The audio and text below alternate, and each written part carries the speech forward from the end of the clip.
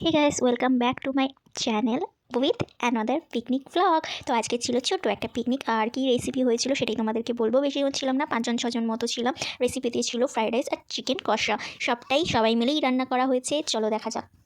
পেঁয়াজ কাটা, কড়াইশুঁটি ছাড়ানো, আদা রসুন ছাড়ানো, আদা কাটা, এগুলো সবই হয়েছে। আগের যে সবজিগুলো কেটেছি সেগুলো দেখাতে ক্যাপচার করতে আবারও আমি ভুলে গিয়েছিলাম। তো যাই হোক, সেগুলো যখন ভাজার শেষ পর্যায়ে তখন কড়াইশুঁটিটা দেওয়া হলো, কারণ কড়াইশুঁটি সবসময় শেষে দিতে হয়। এদিকে মাংসের জন্য আলু কাটা অলরেডি হয়ে গেছে, মাংস ধোয়া হয়ে গেছে।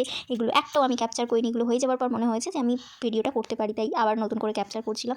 আর এখানে ভাতটা রেডি হয়ে গিয়েছিল, তার উপর ভাতটাকে এবার মাখানো হবে। মানে আসল যে ফ্রাইড রাইসের মানে মাখানো ব্যাপারটা, ওটা তৈরি করা হচ্ছিলো। তো সেটা এখানে করা হচ্ছিলো সবজিপাতি দিয়ে, ভাজা সবজি, কাজু কিশমিশ, তারপরে গোলমরিচ, ঘি, লবণ, এগুলো দিয়ে ভাতটা আরেকটু ভালো করে ফ্রাই করা হচ্ছিলো। এই দেখো, আমাদের ফ্রাইড রাইস অলরেডি রেডি হয়ে গিয়েছে। আর একটা কথা যেটা না বললেই নয়, এটা কোনো দামি চাল নয় যে ঘরের চালে মানে আমরা ভাত খাই সেটাতেই ফ্রাইড রাইস বানানো হয়েছিল। পিকনিক তো, তাই সব রকম এক্সপেরিমেন্ট চলছিল।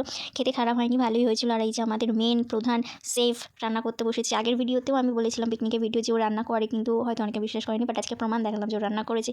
আর এই চিকেন কষাটা ওই করেছে, মানে ওর আইডিয়ার থেকেই হয়েছে আর ওই করেছে। চিকেন কষাও রেডি, এবার শুধু খাবার অপেক্ষা। তাই প্রথমেই খাওয়া শুরু করলো আমাদের প্রধান শেফ।